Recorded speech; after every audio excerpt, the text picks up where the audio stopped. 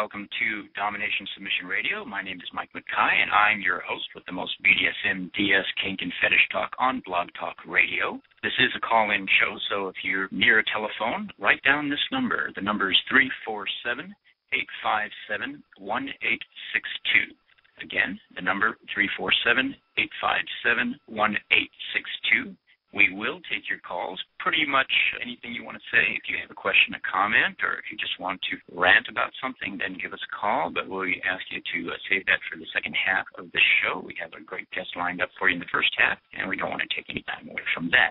We do have other ways that you can participate in this show other than calling in. You can check out our chat room. If you're listening at Blog Talk Radio Live, then scroll down to the bottom of the page and you'll see the chat room there. And if you are logged into Blog Talk Radio, it's free. Get yourself a free account there. Then you can have a voice in our chat room. It's also a great way to make your comments and ask questions without necessarily having to call in and have everyone hear your voice. So if you ask me a question in the chat room, we will get to it, and I'll try to answer it on the air live for you. Also, would ask you to follow us on Twitter and on Facebook. The link's on the website. The website address, by the way, is domination-submission.com.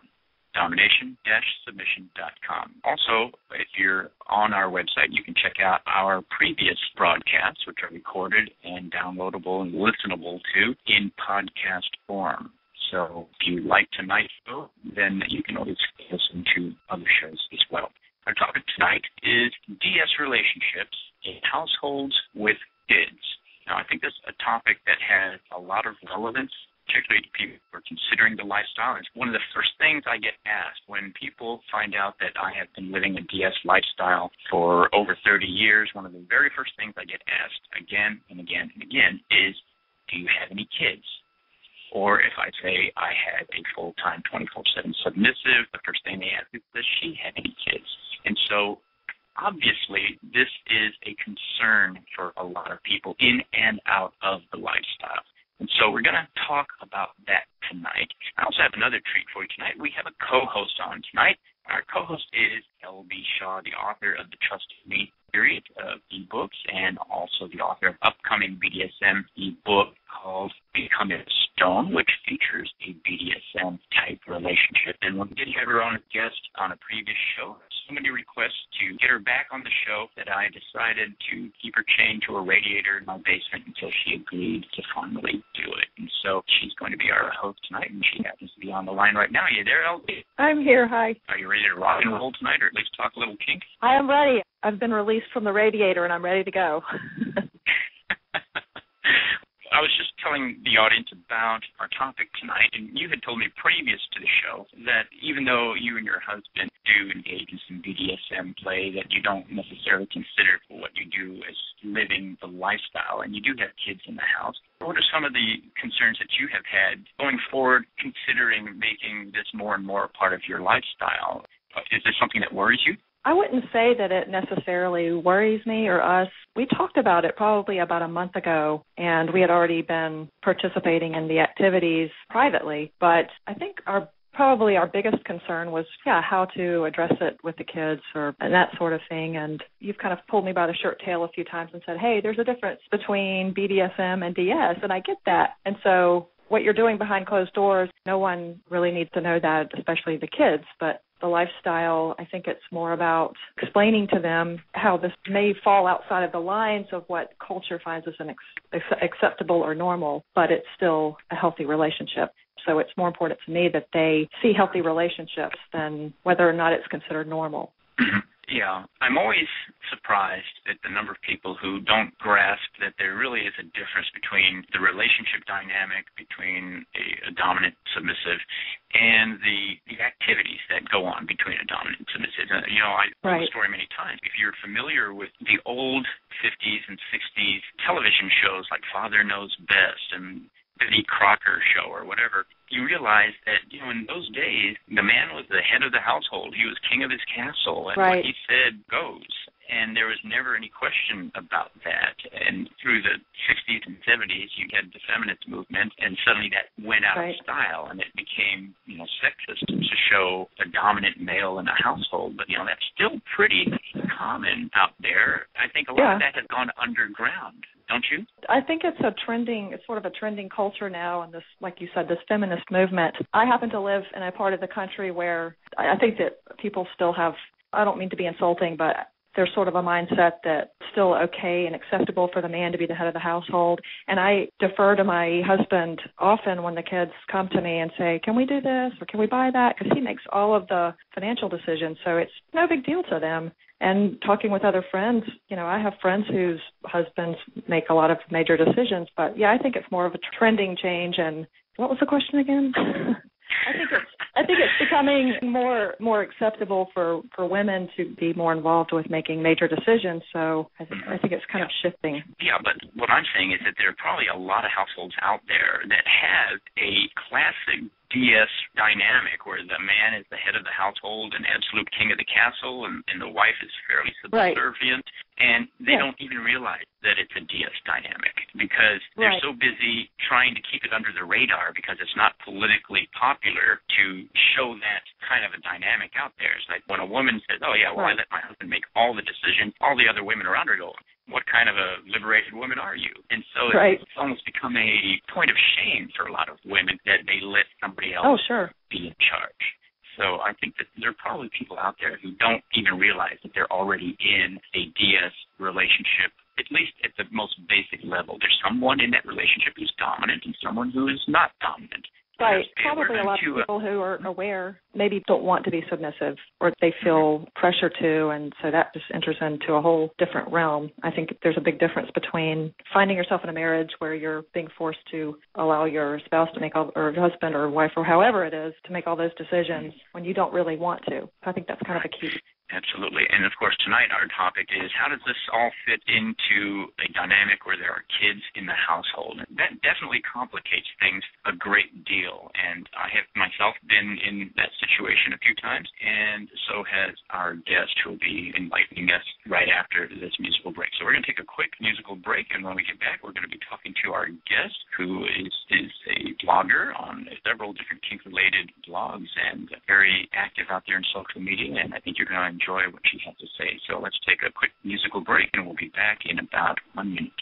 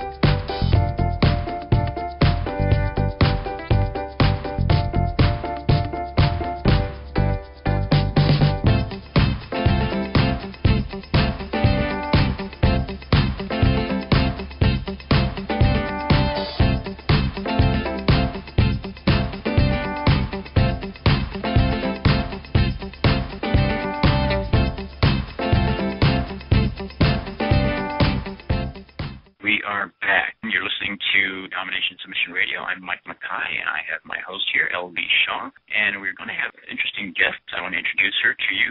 She's known on social media as SweetGeekGoddess on Twitter And she is also the blog master, web mistress, I guess is the politically correct way to say it these days. But she's the web mistress at 52weeksofkink.com, kinkabuse.com, and kinkycupoftea.com. She is someone who lives the BDSM lifestyle, has a master, and has kids in the household. So I think she's the perfect guest to have on this evening. So are you there, Sweet? Hi, how are you? I am good. We contacted each other through social media, and I asked you to come on the show and talk a little bit about your experience on this topic. Tell the audience a little bit about your relationship dynamic and who's in the household with you and what sort of challenges that has brought about. Okay, I've been with my dominant, who is also my husband, for 4.5 years. We came into this started out as lovers and play partners, and it morphed into a 24/7 relationship. I live with my elderly parent, who is soon to be 85, and at the time that my husband and I got together, my daughter was 15. I orient as a service submissive and a masochist, and my husband is a sadist and a general kinkster and very dominant. Mm-hmm. You say you're service submissive. Different people have different definitions of what a service submissive is. Explain your definition of it. Okay. Service submissive to me is something that I live and breathe. It's an attention to detail of other people and meeting their needs. It can have a sexual aspect, which it does with my husband. Perfect job for a service submissive would be a caretaker, a housekeeper, bodyguard, ultimate personal assistant. Those would be perfect roles for a service submissive, and that's kind of how I orient, and that's kind of incorporate all three of those in my dynamic with my dom. It's a natural role for a lot of housewives to slip into because a lot of that is stuff that they already do anyway, but it takes on a whole different flavor, I guess, if you're doing it for your dominant. And some people have a different definition of a service submissive. Some people, it's only sexually servicing your dominant. Other people believe that it's only doing household chores or chauffeuring the person around or something. It's always something good to clear up when somebody says that they're a service submissive. Was your relationship with your dominant a DS/BDSM relationship from the beginning, or is it something that developed as your relationship developed? It actually started at the very beginning. I came late into the lifestyle. I came in prior to my 50th birthday. I was looking for a play partner. I don't know if profanity is allowed on your radio show. Go ahead. I was looking for a fuck buddy because I had an elderly parent that was living in my house, and my mother and I have been living together for 12 years. And then I had a teenage daughter in the home. And so I wasn't looking for a permanent relationship in any way, shape, or form. Started exploring BDSM, hooked up in the local community, made some really good friends, and a girlfriend introduced me to him. And we just clicked. We took a month to get to know each other before we started to play, and when we did, it was just so intense, and the trust built so quickly, and it just was a natural fit. And we've been together ever since. Super. That's great. My question would be, what were your initial concerns with? I think you had said that she didn't find out, or she didn't really know that you were involved in this lifestyle until she was a little bit older. So what were your initial concerns with telling her and worrying how she was going to react and that sort of thing? Well, she found out about 4 or 5 months after we started dating. Both my dom and I were part of the Dungeon Place podcast, and so we kept going off every other week to do the podcast, and she kept asking very pertinent questions. And being a very bright teenager, she just kept nagging, and finally I just sat her down and said, look, I'm kinky. I do a kinky podcast. We're having a lot of fun with this. And to react, I didn't want to give her any details because I don't believe a child needs to know. Right. I mean, there's just that real ooh factor. I mean, I didn't want to know what my parents did in the bedroom, and I'm sure she doesn't want to know what we do either. Mm-hmm. And so to be very respectful of those boundaries, I just told her kinky podcast. So it got to be that when we got home from the podcast, she'd say, "Oh, Mom, what did you guys talk about this week?" Right. I remember when we did an episode about space docking, and she goes, "What's space docking?" And I explained to her what it was, and she said, "Oh, you mean an Alabama Hot Pocket?" Oh.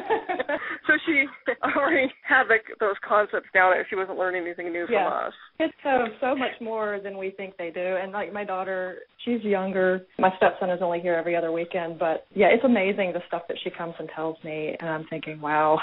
I'm more concerned about her finding my toys than discussing the dynamics of my relationship with her stepdad or anything. But That's interesting. Was it important to you, or did it really influence your decision to become involved with your dominant, the fact that you had a teenage daughter and that this could become a complication? I wasn't so concerned about the BDSM aspect of the relationship. I was more concerned of getting involved in a relationship, period, because I believe that the BDSM is, I don't want to say secondary, because I believe that we are who we are, and I think we're kind of born this way. I think we're born hardwired with our choices. But I was more concerned getting involved in a relationship. And, did I really want this poor man to come in and swim in estrogen?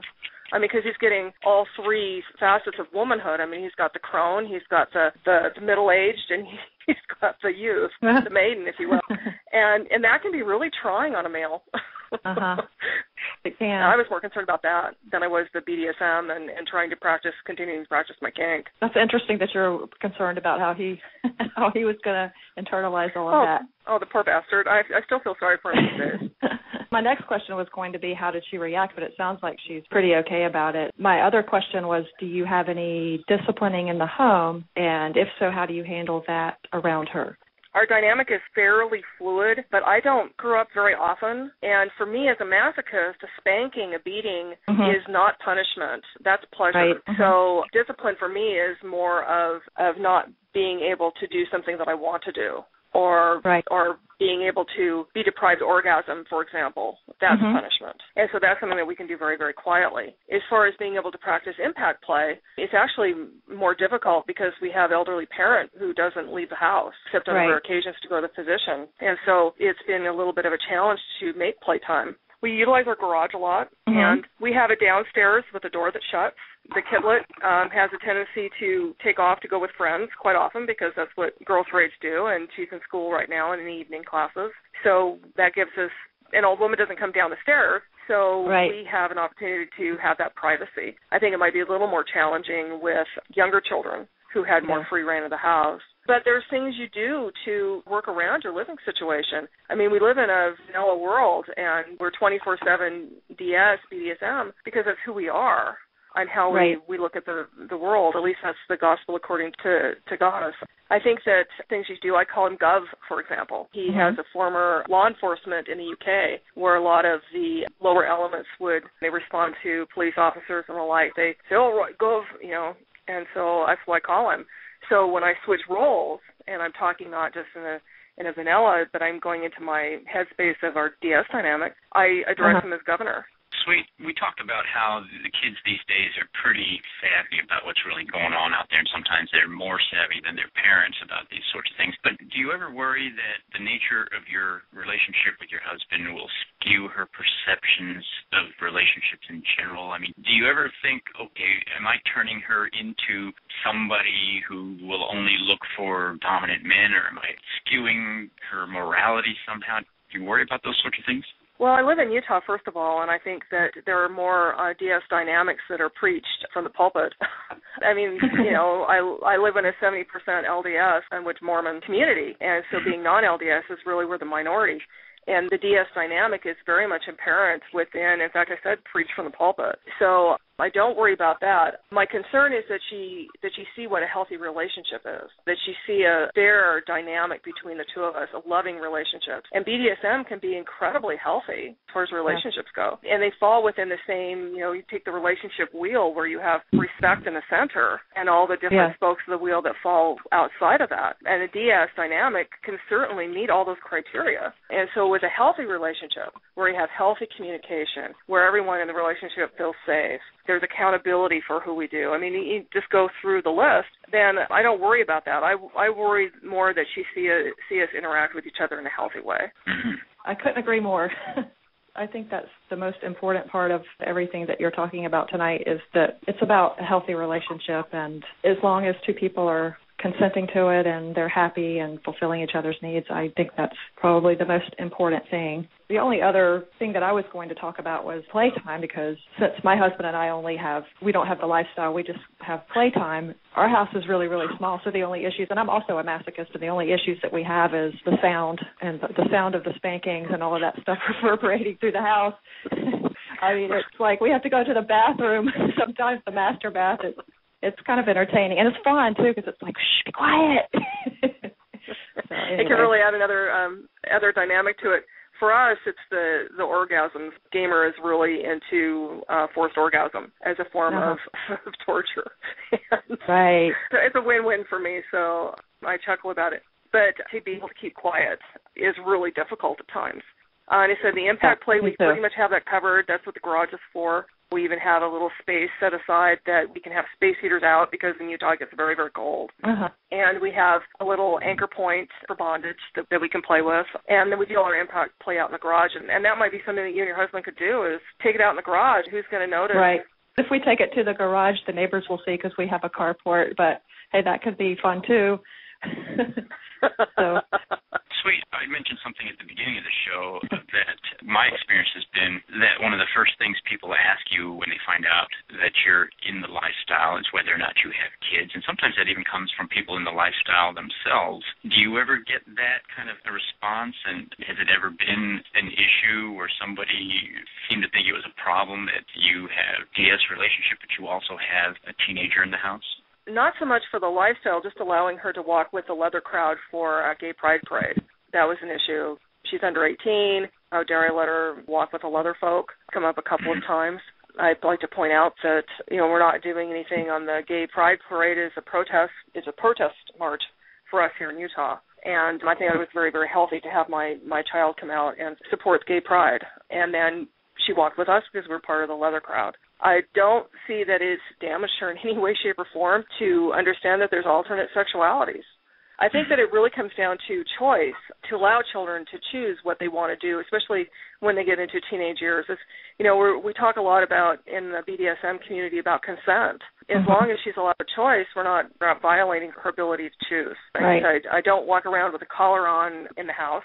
I don't walk around in fetish gear because that would violate her consent, whether or not she chooses to see that. I actually have an older child that did come into and was part of our community for a while. That got a little weird. That was going to be my follow-up question, Sweet, which is it's easy to say I want my children to grow up with an open mind and to be tolerant and accepting and make their own choices, blah, blah, blah. What would you do if your teenage daughter of 14 or 15 years old came to you and said, well, I don't want a boyfriend, I want a dominant, and I'm going to get online or something? I would caution her on online play. I know that she came to me with some questions about some, rape fantasies, which a lot of women have. And so we sat down and talked about it very openly about rape fantasies and the difference between role play fantasy and real life. We had a discussion as she has gotten a car and been doing online dating, especially the Gov. He's been very adamant that she dates safely, and we talked a lot about that. I think as they get older and they become more independent, they make these choices to support them in their choices, but to get them good, valid information so they can make intelligent, informed decisions.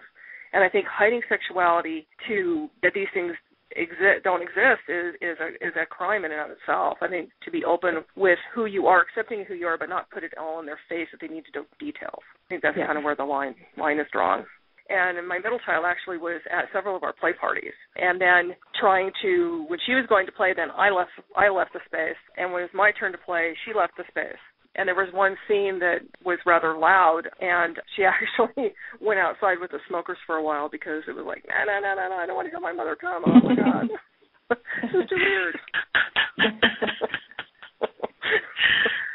Well, I want to toss in something really quick.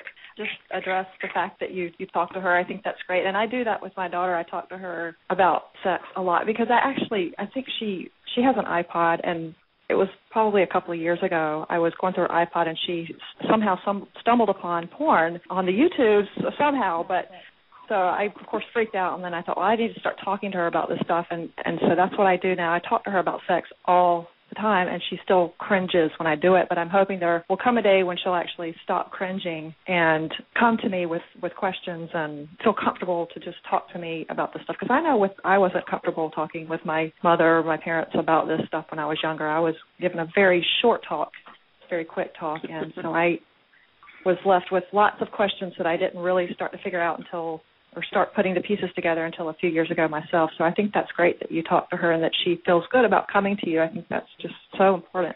I came from an era, because I'm older. I said my mother's 85. that, sex wasn't something you discussed with your parents. And my mother's idea of the sex talk to me was, I got married as a virgin, and we expect the same of you, and I didn't regret it. That was better than what I got, I think. And not having access to the internet, and the only information we had available to us was the public library, for God's sakes. I mean, you learned a lot from your friends, and you got a lot of misinformation.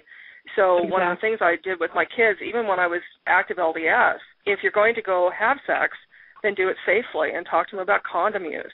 In fact, when not being part of the church and my daughter came to me and had started to become sexually active, it was a little awkward for me. My first thought was to go, no, and then I thought, no, we can't do that. You got to teach her how to do it, that it's healthy, that it's part of who she is. And we had some real long talks about what are healthy boundaries. What are you looking for? Basically a conversation about intent. What do you intend to happen here? What do you want to have happen? And bought her a box of condoms and put her on birth control. And then was open to her coming to me to be able to give her the best information. And told her flat out, I am going to be your first line of defense here. If you don't feel comfortable talking to me, I'll give you links where you can get the information you need. So she could explore her sexuality safely. Great. Sweet. Every parent out there probably has had or will have to go through the sex talk with their kids. I think I'm more curious about how you explain the DS relationship dynamic to your daughter. How did you do it, beyond saying we're kinky? For us, it was the natural order of things, because I grew up I literally grew up in a 50s household, because I grew up in the early 60s. Okay, so my parents were much older, so my mom didn't have me until she was 30, so I always grew up with the idea that the man got served first and that whole 50s dynamic. And so for her talking about, and some things she doesn't really understand and doesn't get with my husband and I, and it annoys her. Mom, why do you do this? And I try to explain to her, this is who I identify as, and this is what makes me happy and where I'm finding the most satisfaction of who I am as a person. And it may not be a good fit for you. That's something you have to decide for yourself when you're in your own dynamic, and you define what is good for you. But for me, this really works for me because it settles something inside my head and my heart and is a good fit. And not just because culturally, I think if it was just culture, I would have protested as a child. That it just always seemed to flow and fit. And explaining that to her is that your relationship doesn't have to look like my relationship to be okay. Your relationship doesn't have to look like your uncle's. I have a brother that's gay, They doesn't have to look like their relationship. It doesn't have to look like, grandma and grandpa's relationship. It's going to be your relationship to define how you want to. But this is how I feel the most comfortable within my relationship. How would you have handled things differently if your daughter was a lot younger, Sweet? I don't think I would have done anything differently. I can't. In fact, I've pondered that. What would I do differently? Not a damn thing. Because I orient, 50s household is a good way to describe the kind of household that I run. Taming of the Shrew is another good example, actually more accurate in some respects. And I wouldn't change a darn thing. Just to raise a family that male, female, that they are comfortable with who they are, they like who they are, that they're comfortable in their relationships, and they understand what a healthy dynamic looks like. And that's a tall order as a parent. It's a damn tall order because we all bring our own baggage to the table. Right. It's a tough thing even in non-kinky relationships. Trying to teach kids what a healthy relationship should look like, whether or not it's DS or BDSM. There's something I wanted to address when you did the introduction about feminism. I've started kinkabuse.com and can be looked sort of as a feministic or a feminism type of site. Gee, Mom, what did you do today? Well, I think I became an advocate. And I think, too, I know, it cracks me up, too, at my age of all things. And feminism isn't necessarily about – feminism is about choice, really. Yeah. It's about what women want to do. Unless the woman wants to be subservient, in which case they're looked down upon by feminists. So that it's about choice only if you're choosing what they want you to choose, which isn't a real choice at all, is it? Exactly. And I think that's where some of the disconnect for a lot of women holding up the feminism banner. I don't want to be associated with them because they seem like they're anti-men, and I love men. They're burning their bras, and God, I've got a pair of double Ds. There's no way in hell I'm giving up my bra. I like serving my man. It makes me happy and content, and they're all about independence. And I think the disconnect is that it doesn't have to be disconnected. You can have both. You can serve your man and love serving him first and catering to his needs and wants because he's your partner, and doing so brings you joy. And to stay at home with your kids and raise your kids, which is a huge thing here in Utah. I think where it becomes dysfunctional is when that choice is taken away. If you really orient to being a high-level scientist, career woman, and know you're told you have to be in the home when you want to be out, that's where things get fucked up. Well, I think we're going to have a future show where we talk about feminism and the DS lifestyle, because I believe that they are compatible, but there are a lot of people out there who don't believe this, and in particular a lot of feminists out there who don't believe that you can be a submissive and be a liberated woman, for example, or equal to your dominant in any significant way. And I think there are different types of equality, and we definitely will be spending an entire show on this, so we'll have you back to talk about that, definitely, because I think you have a lot to share on that topic as well. Any other advice you'd give to someone who's diving into the lifestyle, even though they have kids in the house? I think that it would be have a good time and be creative, have fun. Come up with some key words and phrases to put that DS dynamic out there, to have the dominant have that level of control. I think embrace it. Embrace who you are. I think that more than anything that I see in the lifestyle that causes any kind of disconnection is not being content and happy with who you are. And that's where a lot of abuse comes in. Know who you are and enjoy it. Have a good time. Like the Gov says, if you're not having fun, it's the only time you're doing it wrong. So have fun. Absolutely. Well, I really appreciate you calling in and being our guest tonight. You had a lot of great stuff to share, and we're definitely going to have you back if you'll come back again. Oh, absolutely. Super. All right. Well, thanks for calling in. Thank you very much. And we'll talk to you again soon. Okay, great. Thanks, guys. Bye. Thank you. Bye-bye. Boy, she's a great guest, isn't she, LB? She was. I could talk to her for hours. And we probably will in the future. All right, well, you've been listening to the first half of Domination Submission Radio. We're talking tonight about DS relationships in households with kids. If you have any questions or comments that you'd like to make, then this is a good time for you to call in. The number is 347-857-1862. Again, 347-857-1862. Call in with your questions, your comments, your stories, your experiences. We definitely want to hear from you. We're going to take a quick break, and we'll be right back with the second half of the show. This is Mike Makai, and my co-host is LB Shaw. We'll be back in 2 minutes.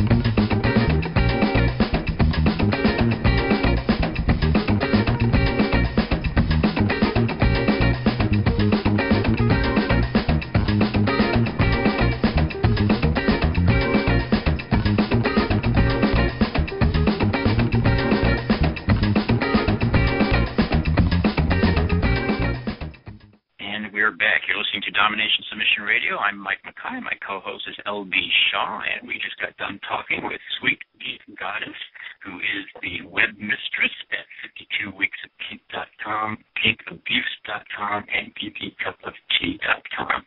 So what did you think of that interview, LB? I think she had a lot of really great things to say, and I love the fact that I think it's two things that I think are really important. One is that she communicates with her daughter very openly, and the other thing is she emphasized the importance of just embracing who you are, and that this is what's right for her, and it may not be right for everyone, and maybe the concern shouldn't be that her daughter's view of the world or relationships will be skewed, but more that she'll be empowered to be her own person and find a partner that will be able to satisfy her, meet her needs, and that sort of thing. So. Now, we did have a comment in the chat room, which I want to address and maybe get your opinion on. One of the people in the chat room asked the question, how do you deal with kids learning about your lifestyle, but then turning around and talking to other kids who then turn around and talk to their parents? How does Can you imagine the consequences of something like that? I think that thought kind of popped into my head, and I never really asked, but that would have been a really good question, and I think that would be something that could be a potential concern for some parents as to how other parents of your kids' friends would react, and I think it really depends on the individual. Some people don't worry about what other people think, and some people do. So that's right. Well, I do have some experience with this. At one point, I was head of 3 households at one time. 2 of those households had kids in them, and one of the ways that we dealt with it was to have a very serious sit-down talk with the kids in the household. In fact, all of the kids of all of the households that I happen to run at the moment, we had this talk all at the same time, and the talk basically consisted of, kids, not everyone out there sees the world the way we see the world. Right. And not everyone is going to like the way you or I see the world. And those people sometimes will go way out of their way to make your life miserable, to make our lives miserable. And so you have to treat these things that occur in our family, and we consider this an extended family, poly family of 3 households, essentially.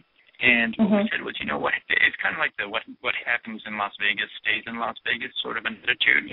We told them that, it may seem very natural for us to believe that you can love more than one person, that I can love more than one person, I can love your mom, your mom.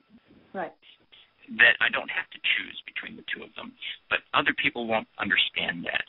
And other people will try to tell you, if you share those things with them, they're going to tell you, a lot of them are going to tell you that you're wrong, or that you're stupid, or that you are amoral or immoral.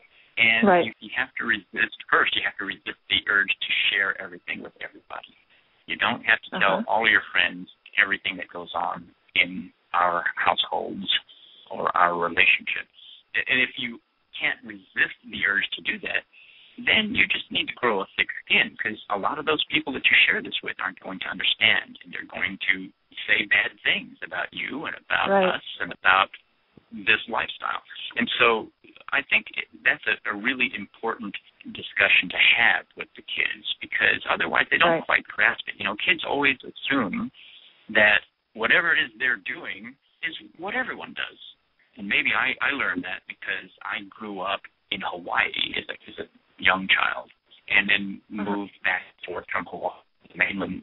Huge eye-opening experience for me as a kid to realize that all those kids on the mainland, they have no idea the kind of life I lived in Hawaii. And so when I would say things, a lot of people don't realize that Hawaii is about 50% Asian. So there's a lot of Asian culture that you grow up with as a kid there. And so when you suddenly get picked up and moved to California, you're using Asian words, you're using Asian concepts, you're wearing Asian items of clothing. Literally, it was a shock to me. And I can only imagine what it's like for a child growing up in maybe a poly DS/BDSM household who had 2 moms and 2 dads, and, there's paddles and whips and floggers hanging on mom's bedroom wall. I can't imagine a kid growing up in that environment that not everyone lives that way. And so they go out there and say, oh, yeah, Claire is your mom's flogger, you know, and suddenly realize, wait a minute. And right. I think I was just going to say that, kids are so mean sometimes anyway, even when you're in a normal, I guess I shouldn't say normal, but when parents are in a vanilla relationship and don't live outside of the norms or whatever, I think kids can be mean anyway. So I can imagine that it would probably be a good thing to explain to your children just discretion maybe. And absolutely not necessarily to want to shelter them and protect them from people who are mean, because I think children need to learn how to deal with that kind of thing. But I guess there could be arguments for both sides of that. Sure. Now we have another question in the chat room, and this question is, how do you deal with a child who wakes up in the middle of the night and walks in on mommy and daddy dressed in leather and swinging a whip? And that's a pretty good question, and I think that you deal with it the same way you deal with a child waking up in the middle of the night and walks in on mom and dad doing vanilla things. Okay, I can answer that because I did that. Okay. I walked in on my parents when I was really young, and there was nothing going on other than my dad was on top of my mom having sex with her. But when I was 5 and I saw that, it really upset me. I thought he was hurting her. Mm-hmm. And it traumatized me that I can still remember it to this day. I remember walking in and, oh my God, I was blinded. And I remember the next morning I was practically teary-eyed and I was like, why was Daddy hurting you? And so, yes, I would think that. Well, and that misconception that he was hurting your mom probably would have been multiplied tenfold if he had been flogging her or whipping her. So, this could be traumatic. But by the same token, I think this is exactly the same issue that vanilla couples have to face in the sense that they need to keep things that are not appropriate for children out of their field of view. And that means don't assume that the fact that they're asleep is going to stop them from walking in on you. You probably do need to shut your door and have a lock on the door or something like that. Yes. Oh, yes. We always lock our door. Always, always, always. So, that's good advice. All right. Now, what's interesting is, you talked about your experience as a kid walking in on your mom and dad. My parents were swingers. And so it was unusual for me to come home from school or be out all day on the weekend and come back on the weekend on a Friday night or something like that and walk into a living room full of people, many of whom were in various states of undress and engaging in certain sexual acts and things like that. And these are things that happened to me at 10, 11, 12 years old. And I would just, I'd walk into a room like that and I'd say, okay, I'm just going to go to my room now and do that. But, I wonder to this day just how much that affected the way I turned out. I'm exceptionally kinky as an adult, and how much of that is because of that or because of the things I read as I was growing up or the people I became involved with as a young person, I don't know, and I don't think anyone really knows. But it is an interesting question, and it I think definitely underscores the importance of keeping, things that are not appropriate for kids out of any field of view and just assume that they're going to walk in on you, that they're going to, even if the door to your bedroom is closed, that they're going to open the door. So, make sure you have a lock there or that sort of thing. Well, I think we can be shaped by so many different things that aren't even necessarily sexual in nature. And, I haven't really dug deep enough to probably get to the root of my kinks, but I know that a lot of them probably have nothing to do with any type of sexual experience or viewing anything sexual in nature when I was younger, but have to do probably more so with just the dynamics of my family. And so I think children react differently to different things based on their personality and the relationship that they have with their parents. And that's why I think it's just so vital to just communicate and that sort of thing. Absolutely. Just like Sweet was saying, a lot of it has to do with your attitude as well. If you treat it as something that's shameful or wrong, then they're going to pick up on those vibes. But if you treat it as something that's healthy and a good thing and a part of who we are, then they pick up on those vibes as well. The only thing you have to really worry about is them going out and assuming everyone else thinks the same way that you and your husband or your children think, and that can be kind of scary for kids to find out that they don't. Well, we're getting kind of close to the end of the show. I have a couple of points I want to make on this that draw on my experiences on this topic. Like I said, I have had several relationships in the past that had kids in the house, and it is a very complicated thing. The key, I think, is always going to be the age and maturity of the kids and your attitude that they don't always necessarily adopt your attitude, but they kind of absorb it and internalize it. So if you treat it as something that's shameful, they're going to believe that, and they're going to act accordingly. So I think another thing that's important is this kind of draws on my experience with the military. I'm 20 years military experience, but one of the things that we always had to have in the military when we were doing highly classified things is we always had to have a plausible cover story. And your cover story for this doesn't always have to be foolproof or even necessarily very persuasive, because kids are really smart. They see through these cover stories pretty well. But you got to remember also that kids want to believe the best about their parents, and they don't want to think of their parents as sexual beings. They don't want to think of their parents as kinky. They tend, particularly at a younger age, they really want to. They don't want to have to face that. So pretty much any semi-plausible cover story that you hand them as younger kids, they're pretty much going to buy into. I don't know if I told you this, but, in one of my relationships, my missive called me master. At all times, at least privately, and in front of the kids, she called me sir. Well, every once in a while, she would slip up and call me master in front of the kids, and the kids would go like, why are you calling me master? And a lot of people don't know this about me, but I'm very much into martial arts. I'm a certified martial arts instructor, and her kids had taken Taekwondo lessons in the past. And in Taekwondo, you call your teacher master. And so she explained it to them. She said, well, you used to call Master Chang master, your teacher and mentor and guide and instructor. And he said, oh, yeah. Right. She said, well, that's what Mike is to me. He's my teacher and mentor and instructor and guide. And as a sign of respect, sometimes I call him master, so you shouldn't think it's unusual. And they did after that. It made perfect sense to them at 10 years old. Now, when you're 14, maybe that's another story. But my point is that kids want to think of you as their parent, like an amoeba, that you reproduce asexually, and you don't have sex. You don't have The other point I wanted to make is that there is a difference between DS and BDSM. And DS is what's going on in your head. It's a matter of an attitude, and the kids will see that 24/7. The BDSM you can hide. You can put that behind a locked door, but you can't hide the DS portion of your relationship. So you want to make sure that it's healthy and that it portrays not only your relationship in a good light, but it portrays relationships in general in a good light. And I think that if we're dealing with domination submission specifically, I think we have to make sure that kids learn that DS, domination submission, is kind of a fact of life. Some people are more dominant than others. Some people are naturally submissive, and we have to teach them that what's important is where you find your joy, where you find your happy place. If making somebody else happy makes you happy, then that's what's important, not what some political agenda tells you it is important in your life. That sums it up pretty well. Well, we're at the end of our episode. I think it was a great show. Thank you for being our co-host. I'm going to have you on as often as we possibly can. Thank you. Thank you. And everyone out there, thank you for listening. This is Mike Makai and LB Shaw.